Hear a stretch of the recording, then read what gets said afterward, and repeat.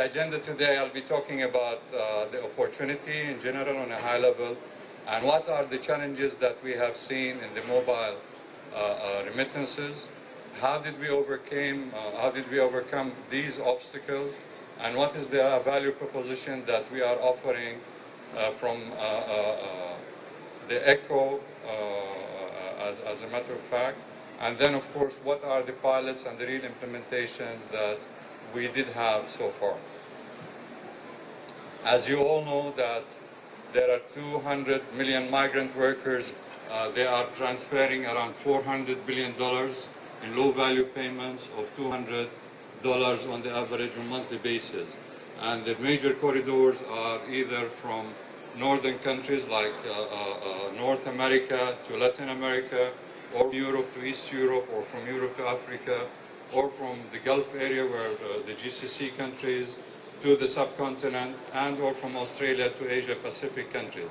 So there is a huge transfers for low-value payments for migrant workers, which is, in the level on the average of $200 monthly.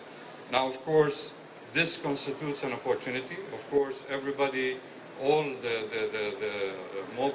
the remittance companies are looking at this market, and of course, with the technology and the evolution that we are seeing, this is where we thought that there is an opportunity for the mobile remittance of how we can work it with the banks and with SWIFT.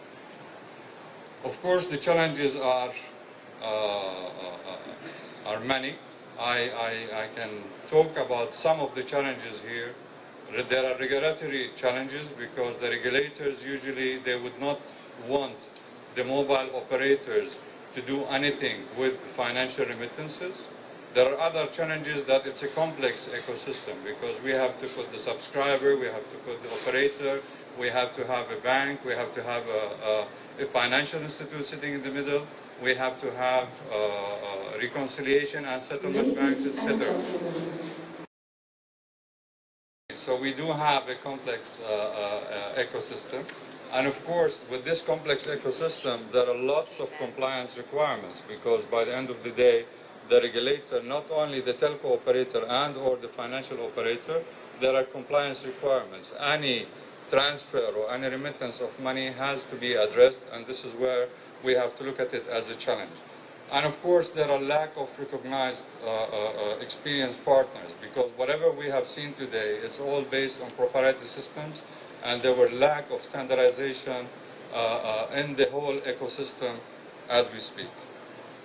What we have identified automatically that we could build a hubbing relationship based on a hub that encompasses all of the operators, and we can encompass on building a financial hub where we can have the reach with the banks. And this is where we went in partnership with BICS, and we have identified that BICS is our partner to build this ecosystem and to meet all the regulatory requirements and financial requirements and the flow.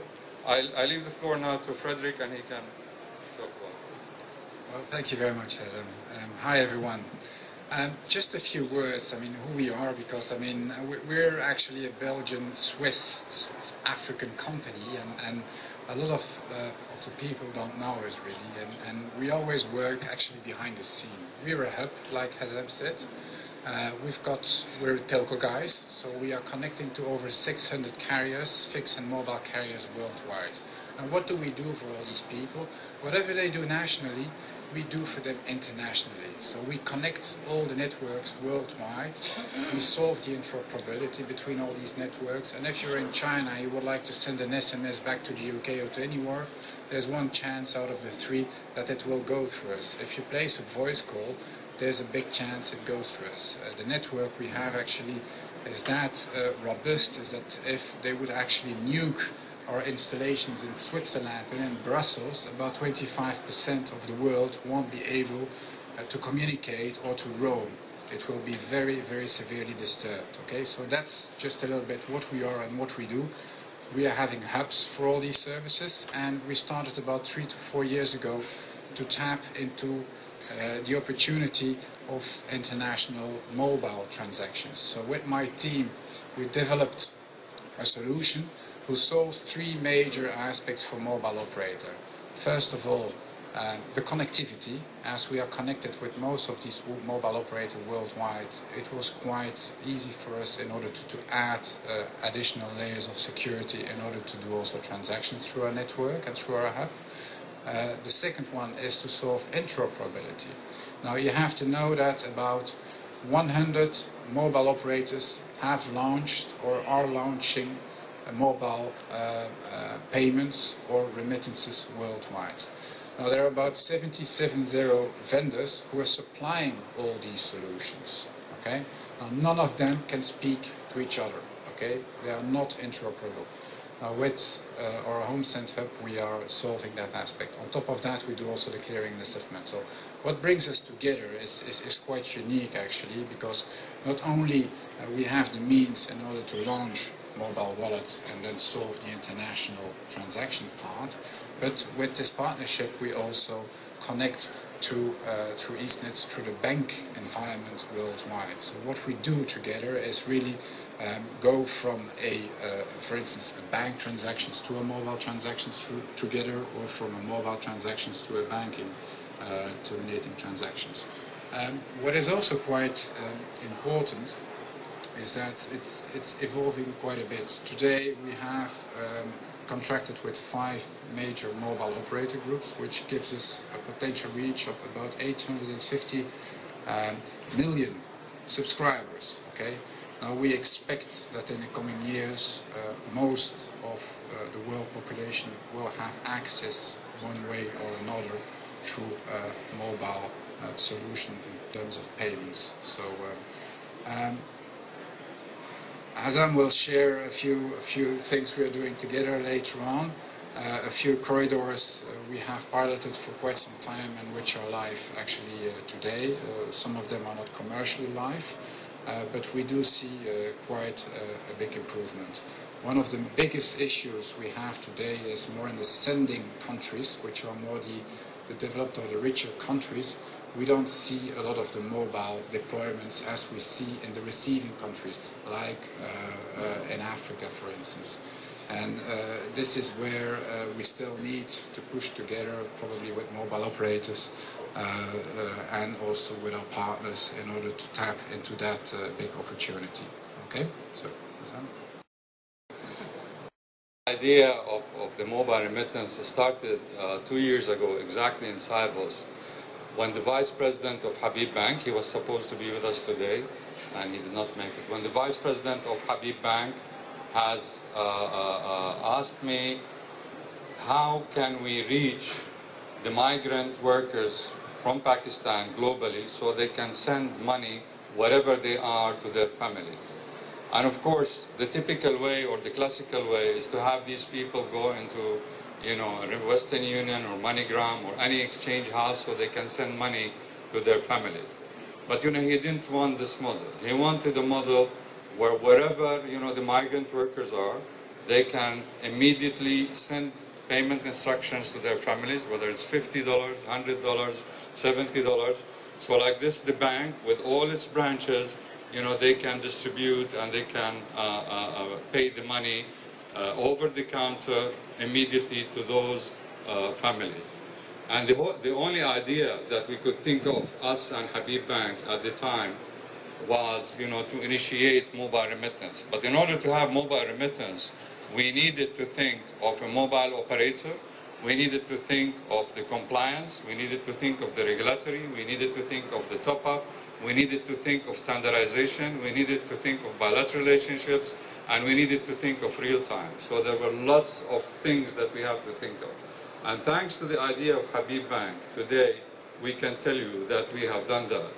We have built a relationship and partnership with BICS, where BICS is going to bring to us, as Frederick said, millions of subscribers globally, not only Pakistani migrant workers, but this will give us the chance that any migrant worker anywhere, that they're connected to an operator that is connected to BICS, that people can send short code messages with payment instructions that can come to us through a SWIFT network, and we can convert it over workers' remittance to any beneficiary bank. And then the settlement can be done T+1 to T+2.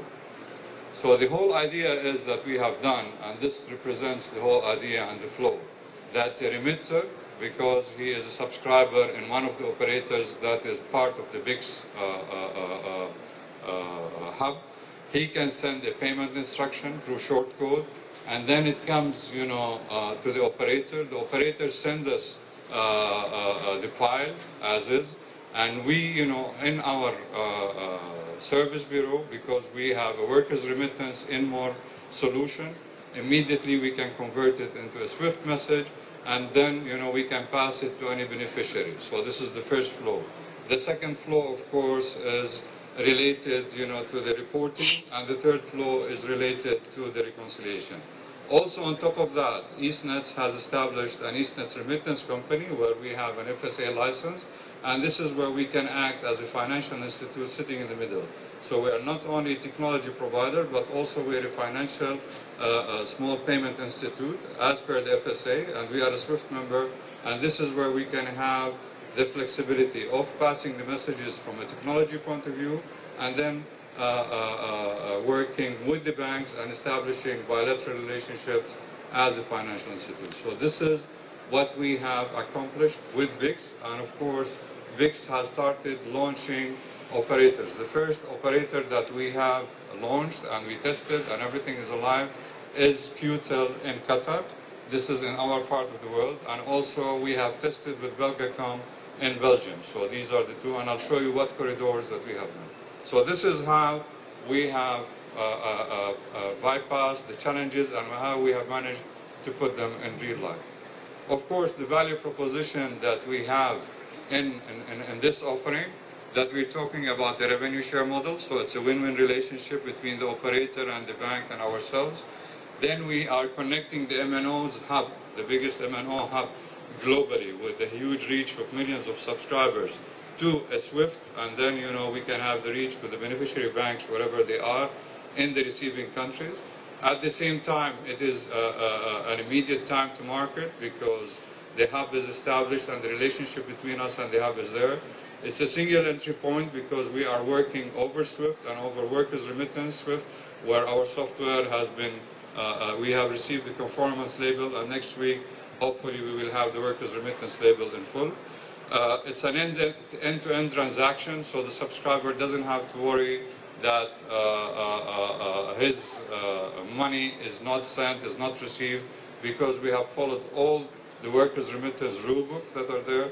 And of course, we are fully compliant because we have the FSA and we are meeting all the regulatory work, and we have embedded in our solution that is in our service bureau our filtering solution. So like this also we can have an additional filtering for all the names, and if it is not acknowledged, then it is returned back as a thing.